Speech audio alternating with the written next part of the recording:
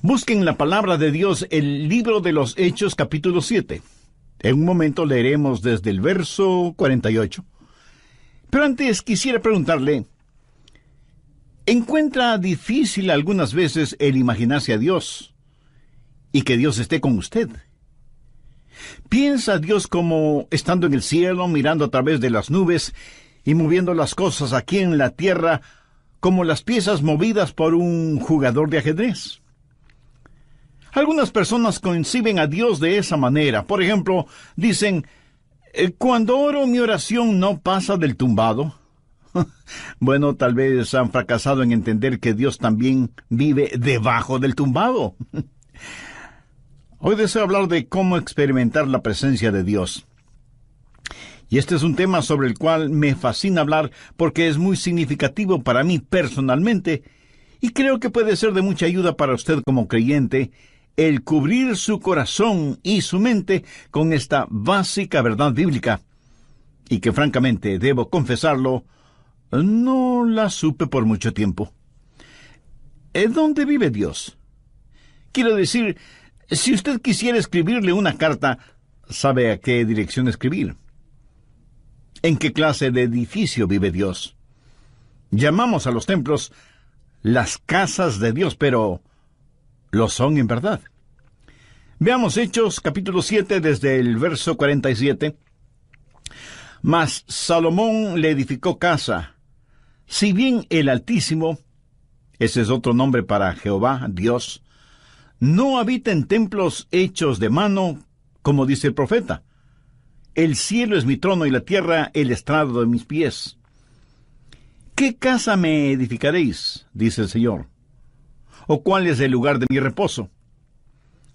¿En dónde mismo vive Dios? Le sorprenderá a usted al estudiar la Biblia el descubrir que Dios ha vivido en una serie de casas. Dios crea y diseña una casa, la habita por un tiempo, y si la casa está sucia, Dios sale de ella. Usted me dirá, pastor, no entiendo de lo que me está hablando. Bueno, usted va a aprender un principio en este mensaje. Dios no vivirá en una casa sucia.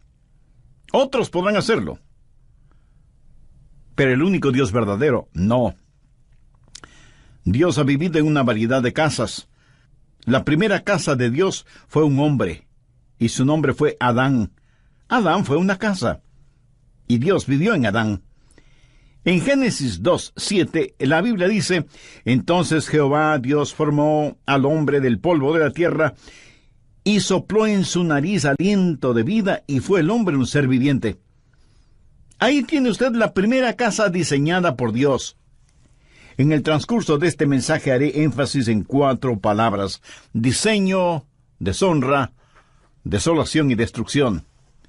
Y grabe bien esto en su mente. Y si usted descubre verdades en este estudio bíblico, será increíblemente bendecido y recibirá sobreabundante ayuda para su vida. Así que Adán fue una casa diseñada. Dios diseñó a Adán. Y Adán fue una casa de 3 cuartos. El cuarto exterior se llamó cuerpo, el cuarto interior su alma, y el tercer cuarto su espíritu. Dios formó a Adán del polvo de la tierra, y eso es su cuerpo. Y Dios le dio vida física.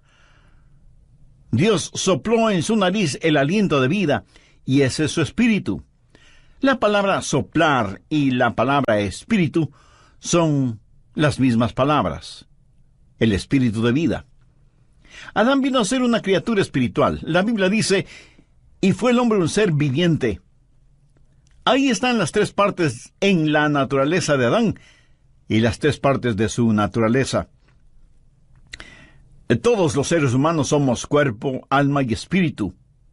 Esa es la razón por la que Pablo dice en 1 Tesalonicenses 5, 23 y 24, y el mismo Dios de paz os santifique por completo, y todo vuestro ser, espíritu, alma y cuerpo, sea guardado irreprensible para la venida de nuestro Señor Jesucristo.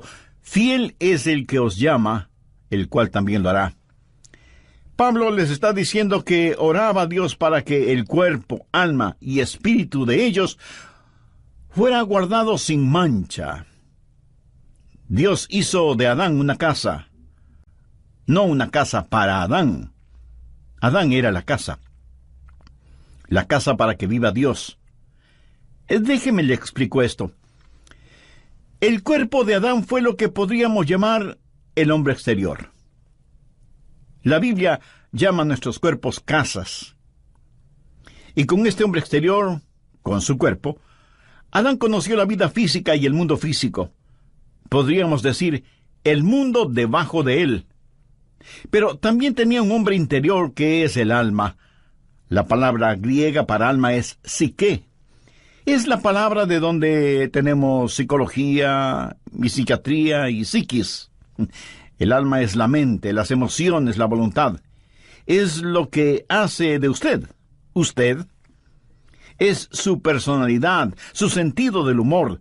Determinan lo que le gusta o disgusta. Son todas las idiosincrasias y proclividades que hacen de usted la persona maravillosa y única que es.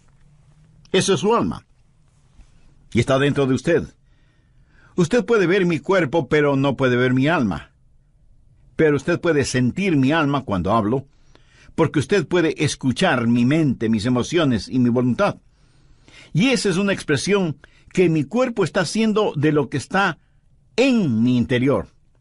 Así que, con su cuerpo físico tiene vida y conoce el mundo debajo de usted. Con su alma tiene vida psicológica, conoce el mundo alrededor suyo y el mundo dentro de usted.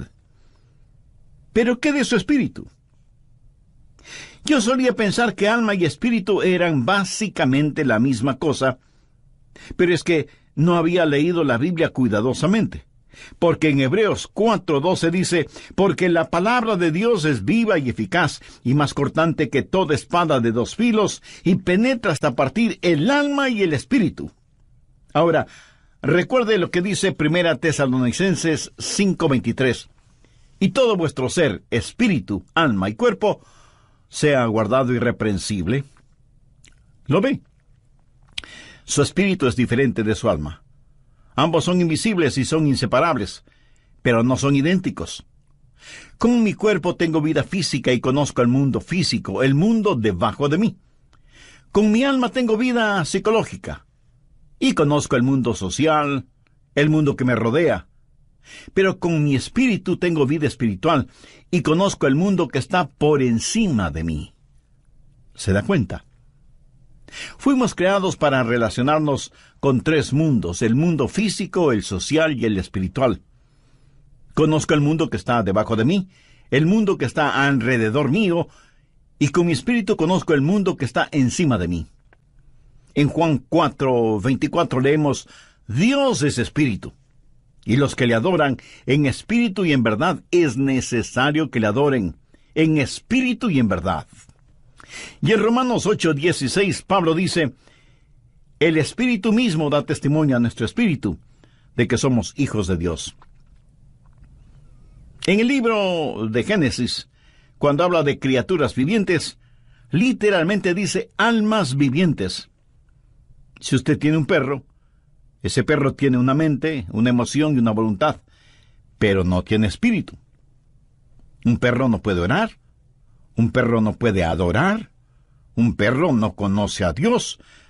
Puede mover su cola y hacer piruetas, pero no conoce a Dios. Y las flores, hermosas como son, tienen un cuerpo, pero no tienen alma. Los animales tienen cuerpo y alma, pero no tienen espíritu. Solo el hombre, hecho a la imagen de Dios, tiene espíritu. Adán fue una casa de 3 habitaciones, y a Dios le gusta eso.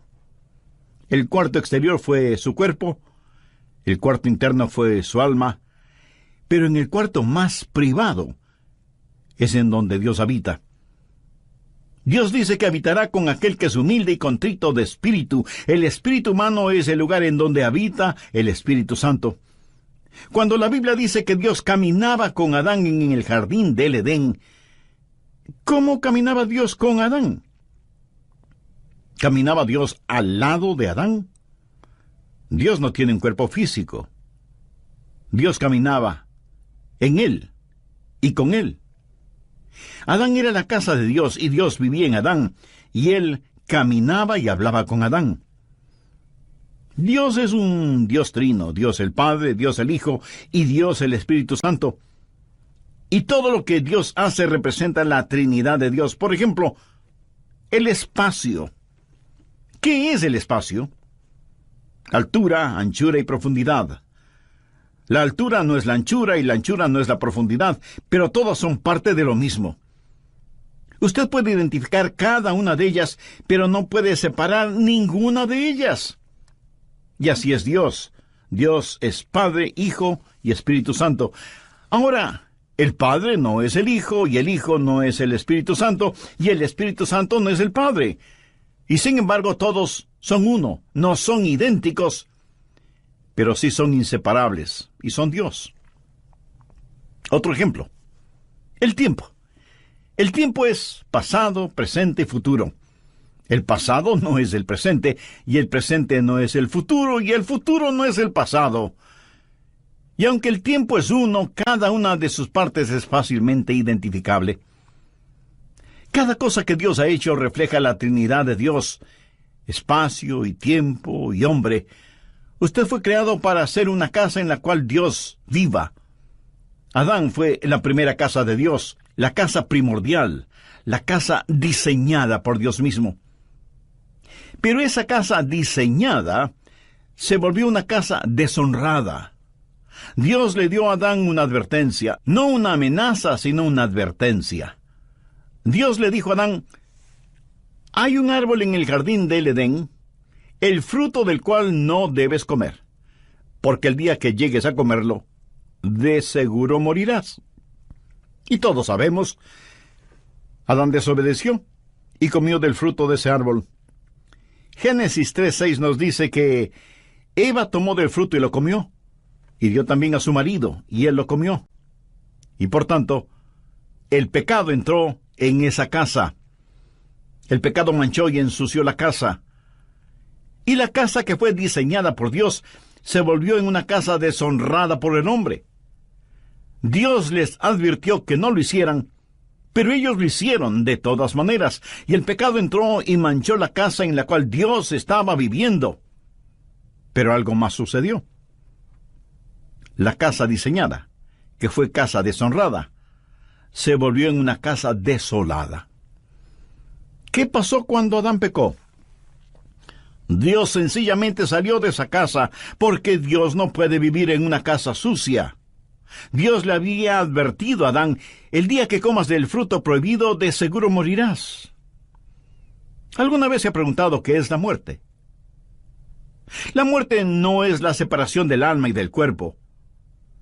Si yo tuviera un masivo ataque al corazón ahora mismo, y vinieran los doctores y me examinaran tratando de encontrar mis signos vitales y finalmente diagnostican: está muerto, estarían diciendo una mentira, porque yo no puedo morir. Porque Jesús dijo: el que cree en mí, aunque esté muerto, vivirá. Y yo creo en Jesús. Yo no puedo morir. Usted está escuchando a un hombre que jamás morirá. Todo lo que haré será simplemente cambiarme de casa. Mi verdadero yo se irá al cielo. Pablo lo dijo claramente: ausentes del cuerpo y presentes en el Señor. La muerte no es la separación del alma y del cuerpo. La muerte es la separación de nuestro espíritu de Dios. ¿Lo comprende? Eso es la muerte. Dios le dijo a Adán que el día que comiera del fruto prohibido moriría. Bueno, si usted lee cuidadosamente su Biblia, sabrá que Adán vivió más de 900 años. Sin embargo, Dios le dijo: ese día morirás. Es obvio que Adán no murió físicamente. Adán murió espiritualmente. Y cuando él murió físicamente, 900 años más tarde, su muerte espiritual lo alcanzó y murió físicamente. Déjeme decirle cómo murió Adán, y quiero que lo recuerde porque es muy importante. Adán murió inmediatamente en su espíritu, progresivamente en su alma y finalmente en su cuerpo. Lo que literalmente Dios le dijo a Adán fue: muriendo, morirás. Esto habla de un proceso. Adán murió inmediatamente en su espíritu, progresivamente en su alma y finalmente en su cuerpo. Tenemos un ramo de flores recién cortadas y decimos, no son hermosas, son naturales. Mi amigo, no son naturales. Son flores muertas. Desde el instante en que las cortó, dejaron de ser naturales, porque han sido separadas de su fuente de vida. En la Navidad usted dice, vamos a tener un árbol natural. Y va y compra un árbol que ha sido cortado. Perdóneme, pero ese árbol no es un árbol natural. Puede parecer natural, pero en realidad está muerto. ¿Y cuándo murió? El momento que fue cortado de su fuente de vida, de su savia, de sus raíces. Y usted puede traer ese árbol a su casa y decorarlo y ponerle luces, y lucirá muy bonito. Exactamente como las personas muertas que se adornan exteriormente para ir a la iglesia los domingos. Lucen vivas, pero están muertas. ¿Y por qué están muertas? Porque están cortadas, separadas de la fuente de la vida. Unos días más tarde, el árbol comienza a secarse y a evidenciar que está totalmente muerto. Una casa diseñada, una casa deshonrada, una casa desolada. ¿Por qué? Sencillamente porque Dios salió de esa casa. ¿Qué significa el estar perdido? Usted no tiene que ser un ladrón o un asesino, adúltero o blasfemo para estar perdido. Todo lo que tiene que hacer es no tener a Dios en su vida. En Juan 1:4 leemos, en él estaba la vida, y la vida era la luz de los hombres. Así que cuando el Señor salió de su casa, la vida salió con él, y cuando la vida salió, la luz se disipó. ¿Dónde habitaba Dios en Adán? Dios habitaba en el espíritu de Adán. Ahora, cuando Dios salió del espíritu de Adán, ¿qué sucedió? ¿Quién era el siguiente en la línea de mando? El alma. ¿Y qué es el alma? La mente, las emociones y la voluntad. Adán dejó de ser un hombre espiritual, y ahora lo que le motiva no es el Espíritu de Dios. Ya no es guiado por el Espíritu de Dios, está guiado por su mente, sus emociones y su voluntad. Y déjeme decirle que la mayoría de los seres humanos opera bajo ese principio: mente, emociones y voluntad. Sus mentes dicen, creo que debo hacer esto. Sus emociones dicen, siento como que quiero hacer esto. Y su voluntad dice, haré esto. Esa es la manera en que se opera. No son guiados por el Espíritu de Dios. Romanos 8:14 dice, porque todos los que son guiados por el Espíritu de Dios, estos son hijos de Dios. Amiga, amigo, ¿está usted actualmente experimentando la presencia de Dios en su vida? ¿No? ¿Y por qué no? ¿No le gustaría ser la casa en la cual Dios vive? Entonces debe hacer una decisión espiritual ahora mismo. Y la puede hacer mediante una sencilla oración. Querido Dios, deseo tener el privilegio de ser tu casa. Sé que no estoy limpio como para pedirte esto, porque mis pecados me han ensuciado y me han manchado. Perdóname y ayúdame. Señor Jesús, tú derramaste tu preciosa sangre en el Calvario para salvarme y limpiarme. Y este momento te recibo con toda fe, como mi Salvador y mi Señor. Haz de mi vida tu casa. Límpiala con tu presencia y santifícala con tu Espíritu Santo. Lo pido en tu precioso nombre. Amén.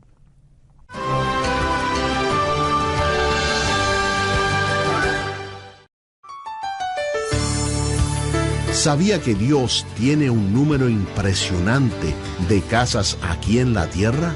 Diferentes estilos arquitectónicos, variedad de colores en todos los continentes, y Dios habita en cada una de esas casas.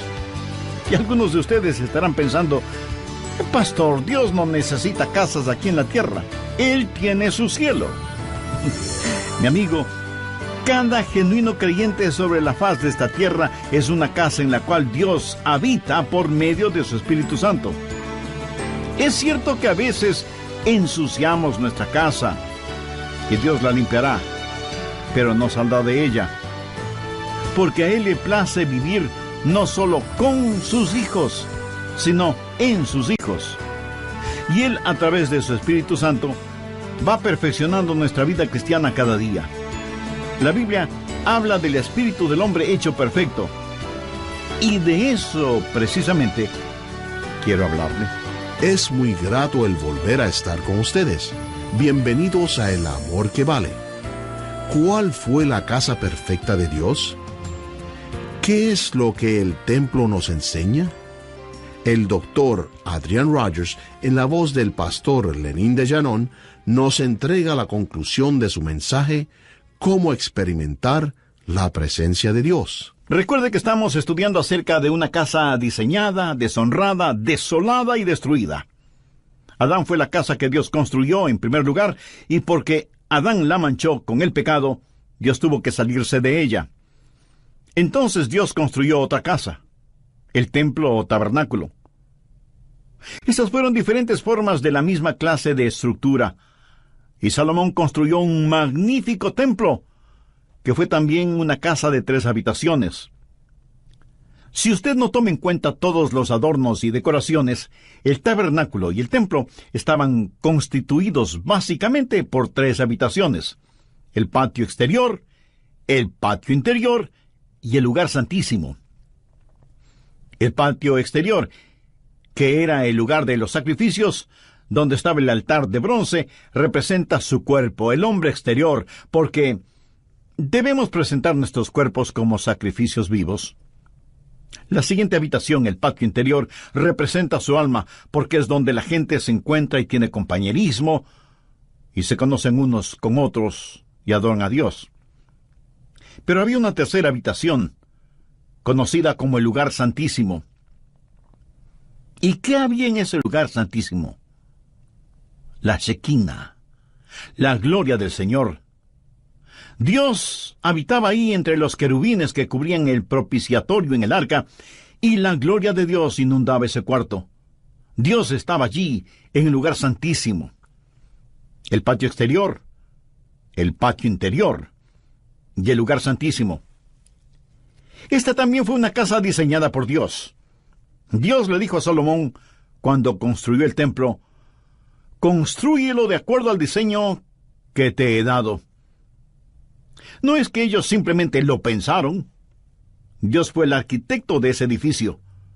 Dios lo diseñó para que tenga 3 habitaciones, porque todo lo que Dios hace refleja a la Trinidad. Pero no solo fue una casa diseñada, sino también una casa deshonrada. Recuerda lo que Jesús dijo cuando estuvo en el templo y vio a los mercaderes y cambiadores de monedas allí. Recuerda cómo él, movido con ira santa, actuó. Recuerda lo que Jesús dijo: «Escrito está, mi casa, casa de oración será llamada, mas vosotros la habéis hecho cueva de ladrones». Una casa diseñada, una casa deshonrada y una casa desolada. ¿Por qué Dios no vive en una casa sucia? ¿Qué es lo que hizo Dios? Dios sencillamente se salió. En Mateo 23:38 Jesús dijo: «He aquí vuestra casa os es dejada desierta». Note que en Mateo 21:13 Jesús dijo: «mi casa». Pero aquí en Mateo 23:38 dice: «vuestra casa os es dejada desierta». ¿Lo entiende? Era la casa de Dios, pero él salió de allí diciendo: «pueden quedarse con ella, es su casa». Y ellos continuaron adorando en ella, y continuaron ofreciendo sus sacrificios y quemando sus inciensos, y siguieron cantando sus canciones y diciendo sus oraciones. Pero Dios estaba a miles de años luz de distancia espiritualmente. Él les dijo: «es su casa». Y ellos continuaron siendo religiosos en ella. Una casa diseñada, una casa deshonrada, una casa desolada y, por último, una casa destruida. En Mateo 24, los discípulos trajeron a Jesús para mostrarle el templo como si él nunca lo hubiera visto. Y dijeron: «no es realmente hermoso». Y Jesús les dijo, ¿veis todo esto? De cierto os digo que no quedará piedra sobre piedra. No quedará piedra sobre piedra. Y eso es verdad. He estado allí y lo he visto con mis propios ojos. No quedará piedra sobre piedra. Ese magnífico templo que Herodes construyó ya no existe. ¿Por qué? Una casa diseñada, una casa deshonrada, una casa desolada y una casa destruida. Bien, la primera casa de Dios fue Adán, luego el tabernáculo, el templo, que fue como una lección. La siguiente fue la casa perfecta de Dios. ¿Sabe qué casa fue? Nuevamente un hombre, y su nombre es Jesús, el último Adán, quien vino a restaurar lo que el primer Adán perdió y a enseñarnos qué es lo que el templo nos enseña. ¿Fue Jesús una casa de Dios? Por supuesto que sí. Leamos Juan capítulo 2, los versos del 19 al 21. Respondió Jesús y les dijo, «Destruid este templo y en 3 días lo levantaré». Dijeron luego los judíos, «En 46 años fue edificado este templo, y tú en 3 días lo levantarás». Mas él hablaba del templo de su cuerpo. Ellos no entendieron que Jesús estaba hablando de otro templo, que Jesús mismo era el templo. Recapitulemos esto. Primero, una casa diseñada. El cuerpo de Jesús fue obra del Dios Todopoderoso. En Hechos 10:5 leemos, «Me preparaste cuerpo». El cuerpo de Jesús fue el perfecto diseño de Dios el Padre. Esa es la razón del nacimiento original, concebido en el vientre de María. Él vino como vino, nacido de una virgen, para ser lo que fue, sin pecado, para hacer lo que hizo, morir por nuestros pecados. Y murió por nuestros pecados para que nosotros seamos lo que Él es, Hijo de Dios. Se hizo Hijo del hombre para que nosotros podamos ser hijos de Dios. Nació de una virgen para que nosotros podamos nacer de nuevo.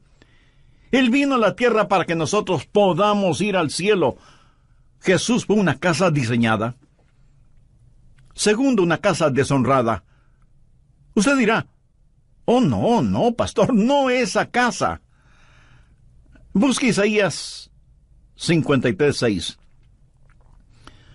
Todos nosotros nos descarriamos como ovejas, cada cual se apartó por su camino, mas Jehová cargó en él el pecado de todos nosotros. Escuche, mi pecado, su pecado, nuestros pecados fueron puestos sobre el Señor Jesucristo. Nuestros pecados mancharon y ensuciaron esa casa. Busque 1 de Pedro 2:24, quien llevó él mismo nuestros pecados en su cuerpo.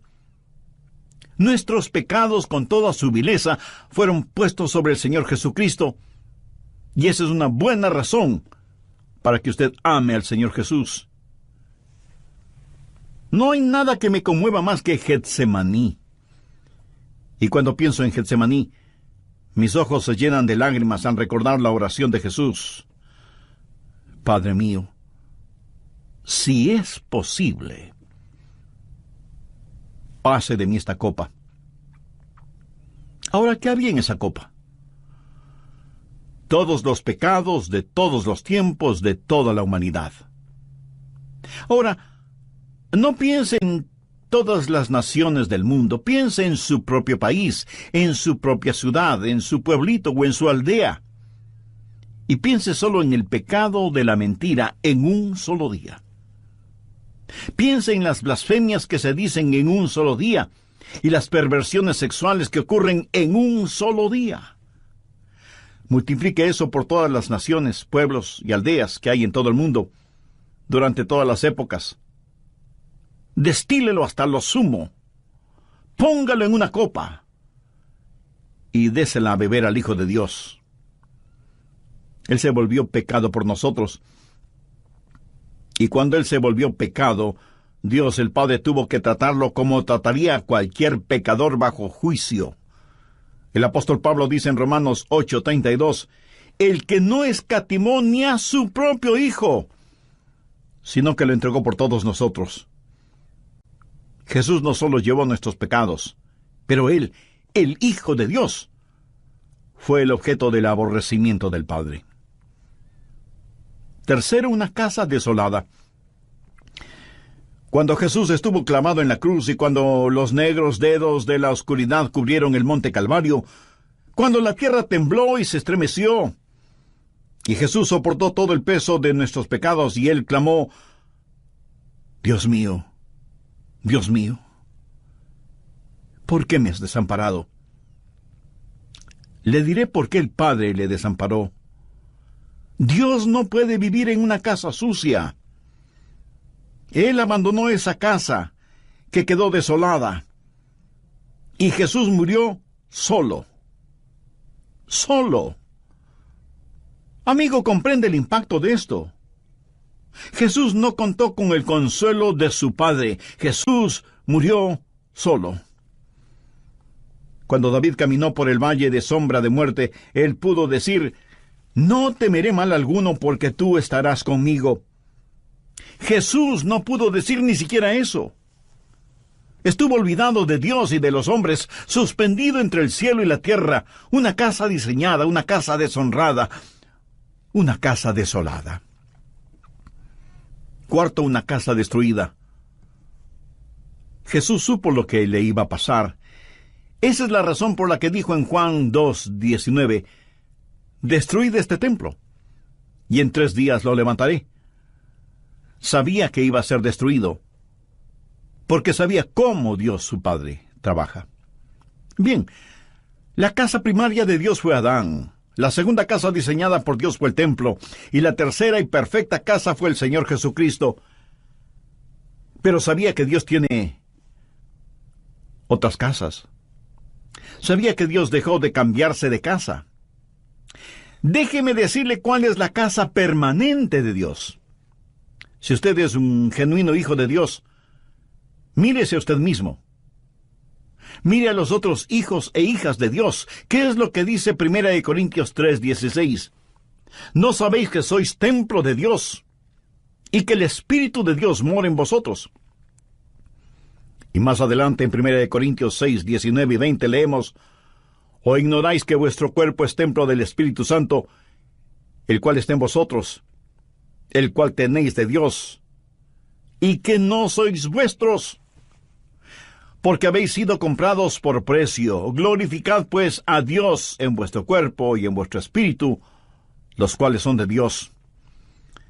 Dios vino a vivir en nosotros, y ya no se cambiará de casa.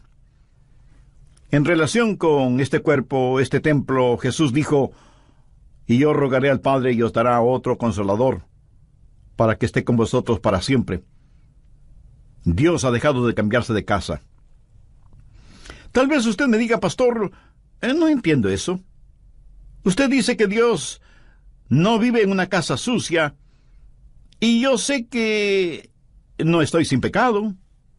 Sé que he fallado y he hecho cosas malas. ¿Dios no se saldrá de mi casa? Amigo, esa es una interesante y maravillosa pregunta. Le diré por qué Dios no saldrá de su casa. Porque cuando Jesús murió por usted, Él pagó por todos sus pecados pasados, presentes y futuros. Y la Biblia dice en Romanos 4:8, «Bienaventurado el varón a quien el Señor no inculpa de pecado». ¿No es eso algo extraordinario? Dios limpiará la casa, pero no saldrá de ella. El pecado por el cual murió Jesús jamás será puesto en su cuenta si usted ha recibido al Señor Jesucristo como su Salvador y su Señor en forma personal. Él nunca lo hará. La Biblia habla del espíritu del hombre hecho perfecto, y de eso quiero hablarle. Y deseo que usted atesore estas lecciones en lo más profundo de su corazón. La primera lección tiene que ver con la salvación. ¿Qué es la salvación? Salvación no es sacar al hombre de la tierra y llevarlo al cielo. Es sacar a Dios del cielo y que venga el hombre. Esa es la diferencia. Mucha gente cree que la salvación es que sus pecados sean perdonados para poder ir al cielo. El que sus pecados sean perdonados es preparación para la salvación. Ir al cielo es un subproducto de la salvación. Salvación es tener a Dios de regreso en su corazón. La segunda lección tiene que ver con la espiritualidad. ¿Quién es una persona espiritual? Es aquella que practica la presencia de Dios. No crea que usted asiste a una iglesia para ser espiritual o para adorar. Más bien traemos nuestra adoración a la iglesia. Verá, cuando usted se salva, cada día es un día santo, y cada lugar es un lugar sagrado. Usted es la casa de Dios. Si usted va a tener algo que sea santo, recuerde lo que dice 1 Corintios 6:19.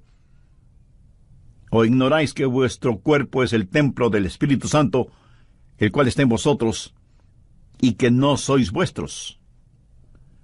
Usted tiene que vivir una vida sobrenatural porque Dios vive en usted.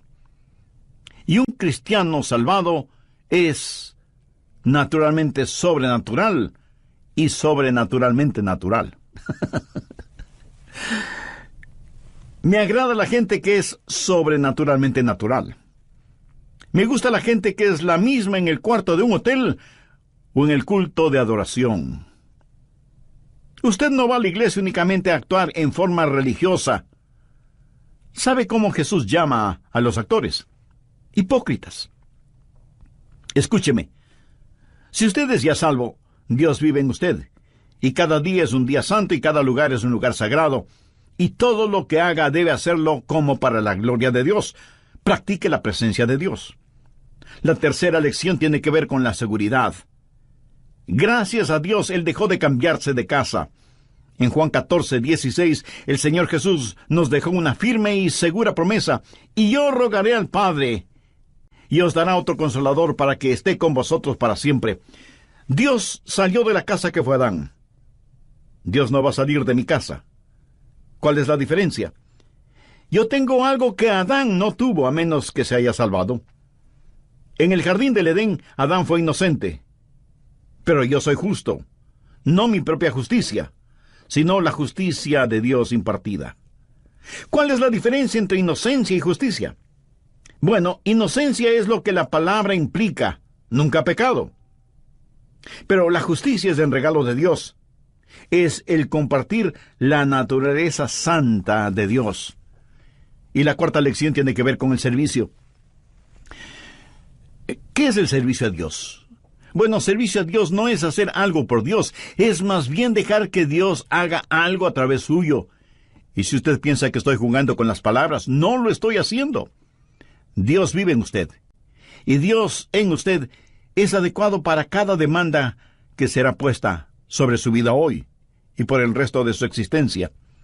Y la próxima vez que usted necesite amor, no diga, Señor, dame amor. Diga, tu amor, Señor. Y la próxima vez que necesite paciencia, diga, tu paciencia, Señor. Y la próxima vez que necesite sabiduría, pida tu sabiduría, Señor. Todo lo que usted necesite está en el Señor Jesucristo. Y el Señor Jesús está en usted. Entonces, todo lo que usted necesita es tener al Señor Jesucristo. Y la Biblia dice que en Él estamos completos. Y cada demanda de Dios sobre su vida es una demanda sobre el Señor Jesús que vive en usted. Hay una sola persona que vivió la verdadera vida cristiana. Su nombre es Jesús. Y si la vida cristiana se vive en su vecindario, en su hogar, en su trabajo, será Jesús quien la viva. Pero la vivirá por intermedio suyo.